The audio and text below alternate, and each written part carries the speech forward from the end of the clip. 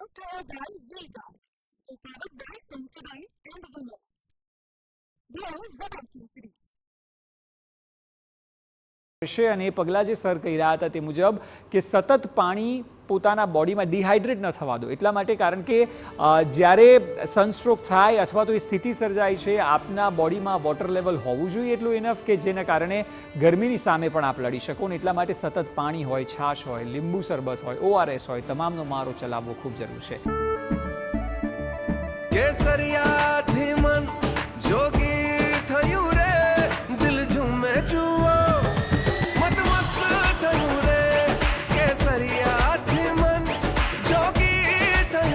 हर पल मनाओ केसरी त्योहार.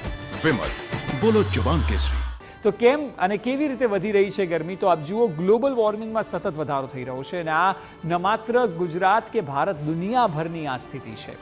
ઓઝોન લેયર જે છે તે સતત પાતળું થઈ રહ્યું છે. આ તમામ બાબતોને લીધે સતત આપ જોશો તો ન માત્ર ગરમી પરંતુ વરસાદ પણ હોય, શિયાળો પણ હોય, એક્સ્ટ્રીમ લેવલનું તમામ વાતાવરણ ત્રણેય સિઝનમાં જોવા મળે છે. વાતાવરણમાં કાર્બનનું પ્રદૂષણ પણ વધુ છે અને તેને લીધે એકંદરે બધી જ સિઝનમાં આપ જોશો તો વધારો થાય છે. ખાસ ગરમીની વાત કરવામાં આવે તો વૃક્ષોની પણ સતત સંખ્યા ઓછી થઈ રહી છે.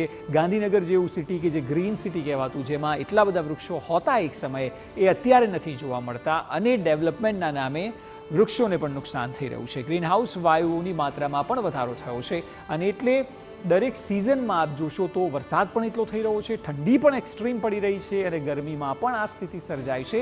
અને આ તમામ ક્લાઇમેટ ચેન્જ અને ગ્લોબલ વોર્મિંગને લીધે થયેલી અસરો છે કે જેનો ભાગ આપણે સૌ કોઈ બની રહ્યા છે.